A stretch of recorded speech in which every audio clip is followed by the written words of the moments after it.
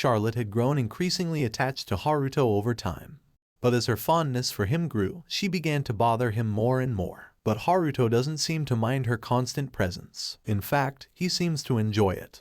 Then, Charlotte spots the surveillance magic, and she asks if he is using ancient magic. So Haruto decides to go along with the flow, and admits to Charlotte that he is indeed using ancient magic.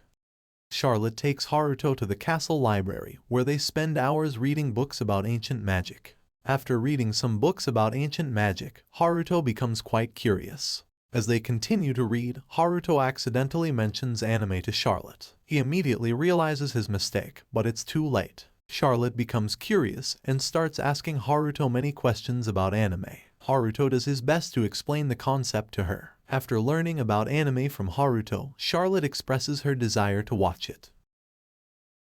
2 weeks later, he somehow manages to get an internet connection. With the internet connection established, Haruto is able to show Charlotte some anime.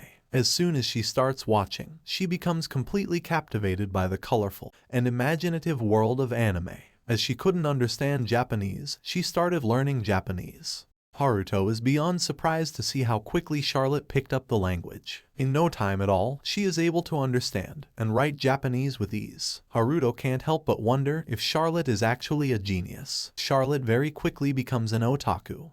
As Charlotte becomes more and more engrossed in anime, Haruto starts to worry that she might become addicted. He wants her to enjoy anime, but he also wants her to have a balanced life. So, after some thought, he decides to limit her TV time to 3 hours per day. Charlotte is upset by this new rule.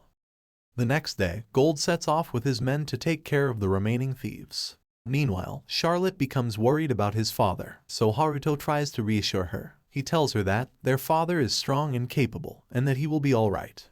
But Charlotte is not easily convinced. She insists that Haruto must go and help their father. So according to Charlotte's expectations, Haruto suits up and heads to help his father, and he ends up defeating all of the thieves. After defeating the thieves, Haruto meets with his father, Gold. He asks Haruto about his identity, but Haruto is unable to come up with a name. Gold then asks Haruto if he was the one who saved his daughter and wife, but Haruto denies and leaves. Upon returning to his room, Charlotte tells him that he is amazing. Well, she had been watching the entire incident unfold on a screen. After a while, Princess Marion and Prince Laius visit Zenfis' estate. Prince Laius is the heir to the throne, and he carries himself with an air of arrogance and entitlement. Haruto can't help but wonder if Laius and Marion are his blood siblings. As the visit progresses, our idiotic prince becomes increasingly disrespectful towards Haruto. He belittles him for being at level 2. Then he challenges Haruto to a duel, determined to prove his superiority. Prince Laius arrogantly declares that he will go easy on Haruto. He is confident in his abilities and believes that he can easily defeat Haruto. Before the duel begins, Haruto checks Laius' current level and discovers that it is 9. As the duel begins, Laius tries to attack Haruto, but Haruto easily dodges the attack. So Haruto uses his barrier magic around his body and allows Laius to land his blows. As per his request, Haruto stops dodging his attacks. In the midst of the duel, Haruto suddenly changes his mind. Instead of continuing to defend, he launches a lightning-fast counterattack. With a single and powerful blow, he knocks out Prince Laius. Princess Marion is particularly surprised by Haruto's ultra-fast movements. Despite being only a level 2, he had shown incredible skill and power. In a desperate attempt to gain the upper hand, Laius tries to attack Haruto using magic. But Haruto easily blocks it with his barrier magic, leaving Laius dumbfounded.